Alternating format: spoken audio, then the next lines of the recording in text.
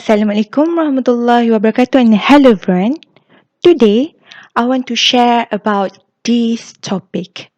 What are the possible resulting events in academic failure? Part 2. So my study found that there is a process of academic failure among year 1 struggling medical students. And I've divided this into part 1 and part 2 because the process of academic failure is complex and complicated. So for those of you who haven't watched my previous video, I encourage you to watch my video on why do year 1 medical students fail, so that you can have the bigger picture. You can see the bigger picture on the process of academic failure before we dive into every event that happened. Alright, so for the first part 1 of process of academic failure, it all begins with critical incidents, which leads to possible resulting events, which will be what we focus on today. And these students underwent their mid-of-year assessments, where afterwards we'll know what are their reactions to their mid-of-year assessments results. Again, we're going to focus on possible resulting events. Hence, for those of you who haven't watched my previous video on critical incidents, please have a watch. Watch this video on what are the critical incidents that instigate academic failure, so you can relate better, you can understand much better. Alright, possible resulting events. Actually, this is part 2, so for the first part, I actually lay out all of the possible resulting events. I think it's about 8 or 9. So please have a go. Watch this video on part 1 on the possible resulting events in academic failure, so that you can have a general idea what are the possible resulting events. You can see the bigger picture.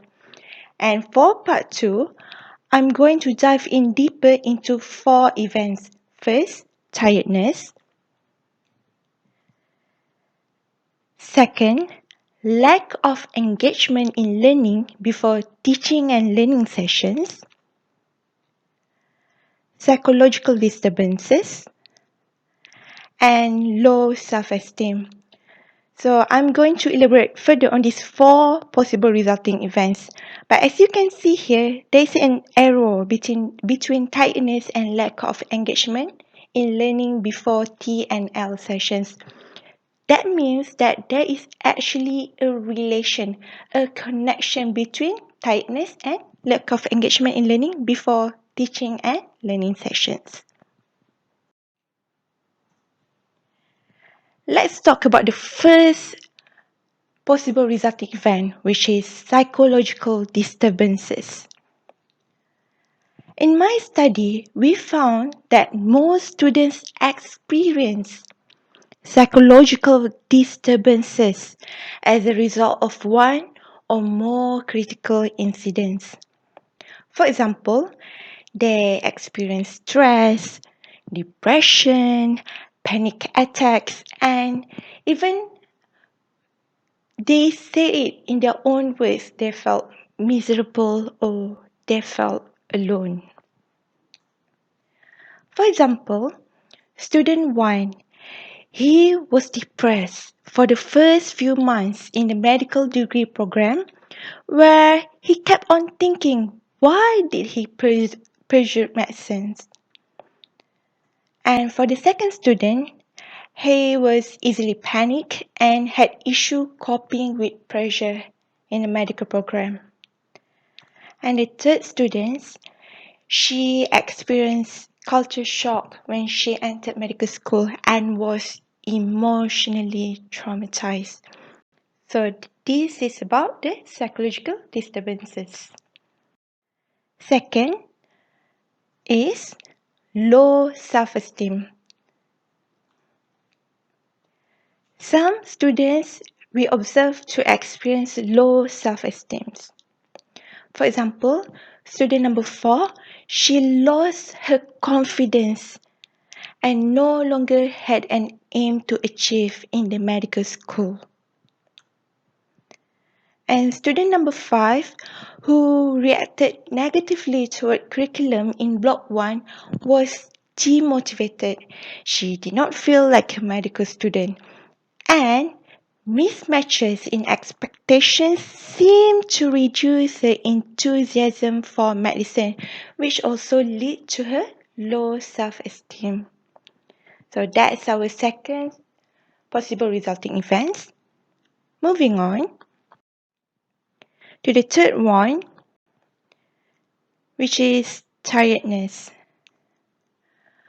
Most struggling students experience tiredness as a result of one critical incident, which leads to a variety of consequences. For example, they woke up late, they did not have time to eat and sleep, they sleep late, they were having insomnia, or they were less prepared for lectures. So I'm going to show the connection, yeah? So first, for example, one of the critical incidents, they excessively engage in extracurricular activities or leisure activities, which leads to them being tiredness. And they overslept. And finally, subsequently, they came late or skipped from attending their lectures. So these are one of the examples from the tiredness. Okay.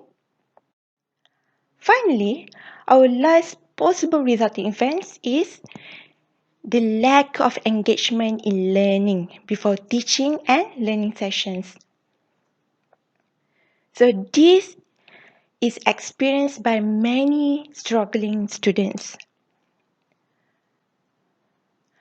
Examples of lack of engagement in learning before teaching and learning sessions include the students only printed out lecture notes and they did not read them. That's the first one. Second, they did not read lecture notes beforehand. And third, some who read some of the lecture notes but did not read all notes for tomorrow lectures. And lastly, some students skip lectures due to tiredness. In my study, we found that some of the students were aware of the need to prepare before lectures, before attending lectures. So to ease their understanding in learning new contents, because medical is something new for them, it's something different from their pre-university education. But many of them were unable to do so due to time constraints.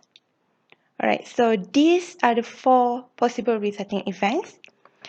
And if you have any questions or if you want to share what you've learned from my topic today, please feel free to share in the comments below. Otherwise, I'll see you in my next video on part 3.